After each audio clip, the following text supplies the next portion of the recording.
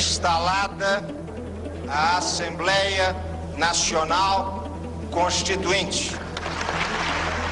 Ao ser instalada em fevereiro de 1987, a Assembleia Nacional Constituinte elege Ulisses Guimarães presidente dos trabalhos e o principal condutor do processo. Quando o Dr. Ulisses assume, ungido, né, pela nação e pela imensa votação que teve dentro da Constituinte, né, como o representante primeiro da Constituinte, o presidente, e apresenta já o projeto de resolução de que nasceria o novo regimento, ele anuncia a expectativa de ver aquilo aprovado em uma semana. Aquilo levou mais de 40 dias para ser aprovado. O Ulisses, que era um homem de rara inteligência, entendia que se podia criar uma comissão composta de 80 membros, nós éramos 500 e tantos, mas a grita foi enorme, porque aí os constituintes disseram, bom, mas os que são escolhidos dentre os 80 serão constituintes de primeira classe, e os outros serão de segunda classe. Nós começamos com 24 subcomissões, agrupadas 3 a 3 em 8 comissões temáticas, que devem fazer audiências públicas ouvindo as respectivas setores populares interessados naquele tópico. E depois, alto, no topo, tinha uma comissão chamada de sistematização. Essa comissão é que iria sistematizar os trabalhos das outras, mas que caberia ao relator o texto final, desde que ele tivesse seguido a orientação das comissões temáticas. Ela começa solta, ela começa de um modo indutivo, de baixo para cima. A necessidade de fazer um processo constituinte em que os 559 constituintes tivessem vez, fez com que se adotasse um procedimento extremamente ousado, de começar do zero, não é? A partir da identificação de quais seriam os 24 temas que deveriam figurar na Constituição brasileira, a partir do que continham as constituições anteriores no Brasil e as constituições atuais na Europa e na América do Norte, no Terceiro Mundo. Determinado tema integrará ou não integrará o futuro texto da Constituição? Tributação e orçamento, educação, saúde, previdência, organização do Estado, organização dos poderes. Se forma uma subcomissão sobre o tema, está garantido que vai integrar. A Assembleia Nacional Constituinte transforma o Congresso no centro das principais decisões políticas do país e Brasília no ponto de convergência das principais demandas da sociedade brasileira. Quando chegou a Constituinte, o Congresso virou um mercado de persa, todo mundo ia para lá. Era uma coisa notável, porque os corredores do Congresso fervilhavam de pessoas. Nós tínhamos milhares de pessoas diariamente no Congresso, nos corredores, nos gabinetes, levando papéis, levando pareceres, levando opiniões. Eram entidades que tinham devoção àquela causa que elas defendiam, fossem elas ligadas à mulher, ao deficiente físico, à criança, ao adolescente, ao idoso. O sindicato trazia as suas propostas, o Ministério Público trazia a sua proposta, o Judiciário trazia as suas propostas, a indústria, o comércio, a agricultura. Você deu a palavra para representantes mais diversos da sociedade brasileira. Tinha garimpeiro, tinha sem terra, tinha com terra, tinha banqueiro, tinha bancário. Tinha índios, operários, você tinha de tudo ali procurando buscar a realização dos seus direitos.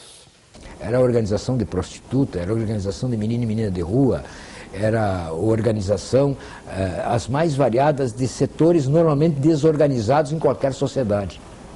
E aqui eles apareceram, vieram depor. Os ambientalistas foram ao Congresso Nacional, foram a Constituinte, nós fizemos algumas manifestações, colocamos uma baleia no topo do Senado. Você imagina os 40, 50 indígenas cantando no gabinete do Ulisses Guimarães, e nós colocamos um cocar na cabeça dele.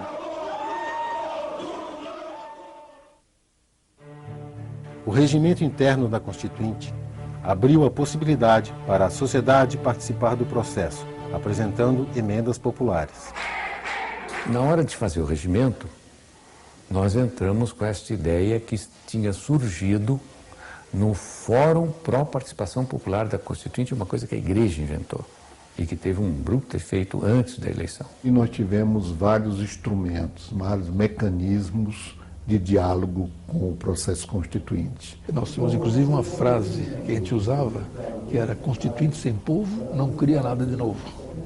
Que era uma reação a essa hipótese de fazer uma constituinte de cima para baixo, por gente que entende de Brasil, ou entende de leis, e vai dizer como deve ser o Brasil futuro. O SEAC foi uma união de várias entidades da sociedade civil que foram ao ANB e propuseram ao então reitor, que hoje é o senador Cristóvão Buarque, esse trabalho na Constituinte para que os trabalhadores pudessem ter acesso a tudo que acontecia na Constituinte. Nós participamos muito do trabalho sobre as emendas populares, especialmente, tanto na sua viabilização, no aconselhamento às entidades que queriam promovê-las, quanto na discussão de textos técnicos. Esses plenários começaram a divulgar a possibilidade, aí começaram a nascer propostas no Brasil inteiro.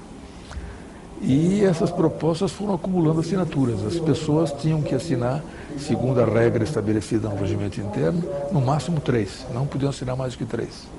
Tinha que ter no mínimo 30 mil, tinha que ser de 5 estados, 1000 complicações. Ao ser liberada a possibilidade de emenda popular, trabalhou em torno de algumas temáticas. Primeiro, a questão indígena e a questão rural, em prol da reforma agrária.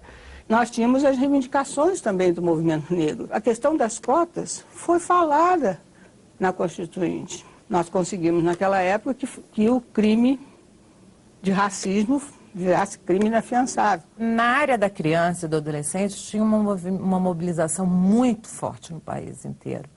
Cheguei a receber uma emenda popular com mais de 1 milhão de assinaturas, favorecendo as crianças e adolescentes, o que depois se transformaria no próprio Estatuto da Criança e do Adolescente. No âmbito dos jornalistas, nós estávamos muito empenhados em defender a democratização dos meios de comunicação em nosso país. Fiel à tradição da esquerda, eu só dava atenção ao trabalhador da ativa, que podia fazer greve, parar, fazer confusão e movimento, e não ligar muito para os aposentados. Eu passei a ligar para os aposentados pela pressão dos próprios aposentados ali na minha audiência popular. Assumi, fiz emendas a favor dos aposentados e comecei a me preocupar, a votar e articular a defesa dos aposentados. A dimensão de cidadania de consumidor. No processo constituinte, essa matéria vem pelas audiências, toma corpo, tem propostas a respeito e a Constituinte decide que o Congresso Nacional tem um prazo para elaborar um Código do Direito do Consumidor. Uma das conquistas desse processo foi exatamente garantir que a emenda popular se transformasse em item da Constituição. E ela se transformou sob a forma de iniciativa popular de lei. E essas emendas populares foram entregues sob a coordenação do Dom Luciano Mendes, que era o então presidente da CNBB, já no período, e foram entregues oficialmente lá no Congresso Nacional ao Ulisses Guimarães. Quando chegamos aqui no dia da entrega final, todo mundo veio trazer as emendas, eram 122 do Brasil inteiro. E o total de assinaturas inacreditável, chegamos a 12 milhões de assinaturas. Mais de 50% delas, portanto a maioria delas, recebeu o aproveitamento, seja total ou parcial. Ele tem um sonho do Brasil, todo mundo levantou ideias, todo mundo fez propostas, coisa muito rica, muito rica.